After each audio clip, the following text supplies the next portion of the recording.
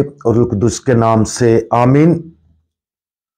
آج ہم مقدس مرکز کی انجیل اس کا دوسرا باب اور اس کی آیت نمبر 14 پر دھیان و گیان کریں گے، اور آج ہم خدا کی مرضی کو سمجھنا اس کے بارے میں سنیں گے، مرضی کو جان سکتے ہیں۔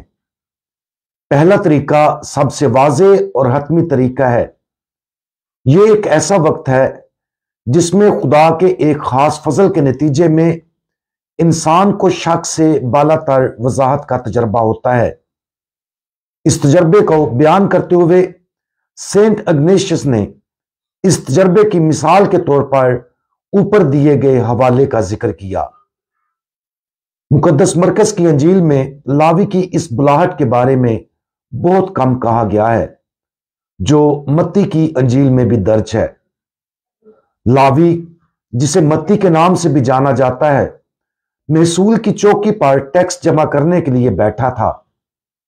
ایسا لگتا ہے کہ خداوند یسوع مسیح نے لاوی سے صرف یہ دو آسان الفاظ کہے تھے، میرے پیچھے ہو لے۔ ان دو الفاظ کے نتیجے میں لاوی اپنی سابقہ زندگی کو ترک کر کے خداوند یسوع مسیح کا پیروکار بن جاتا ہے۔ لاوی ایسا کیوں کرے گا؟ وہ کیا چیز تھی جس نے اسے خداوند یسوع مسیح کی پیروی کرنے پر آمادہ کیا؟ واضح طور پر خداوند یسوع مسیح کی طرف سے دو لفظوں کی دعوت کے علاوہ بہت کچھ تھا جس نے اسے جواب دینے پر آمادہ کیا۔ وہ چیز جس نے لاوی کو قائل کیا وہ خدا کا ایک خاص فضل تھا جس نے اس کی روح کے اندر ایک شک سے بالا تر وضاحت پیدا کی۔ کسی نہ کسی طرح لاوی کو صرف اتنا معلوم تھا کہ خدا اسے اپنی سابقہ زندگی کو ترک کرنے اور اسے نئی زندگی کو گلے لگانے کے لیے بلا رہا ہے۔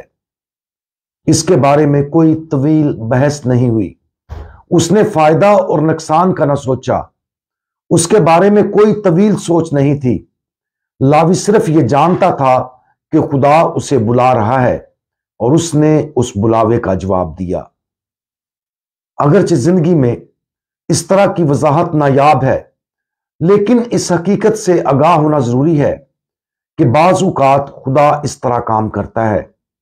جب ایسا ہوتا ہے تو یہ ایک عظیم تحفہ ہے، اور اگرچہ فوری وضاحت کی یہ گہرائی ہمیشہ اس طرح نہیں ہوتی جس طرح خدا ہم سے بات کرتا ہے، لیکن یہ تسلیم کرنا ضروری ہے کہ خدا ہم سے بعض اوقات اسی طرح بات کرتا ہے۔ آج لاوی کے اس بلاوے پر غور کریں، اس اندرونی یقین پر غور کریں جو اسے اس لمحے میں دیا گیا تھا۔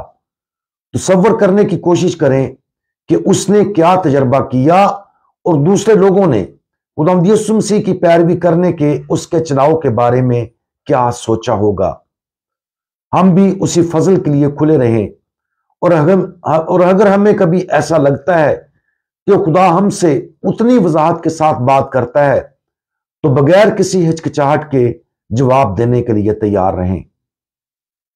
ہمارے پیارے خداوند، آپ کا شکریہ کہ آپ نے ہم سب کو بلا جھجک اپنی پیروی کرنے کے لیے بلایا۔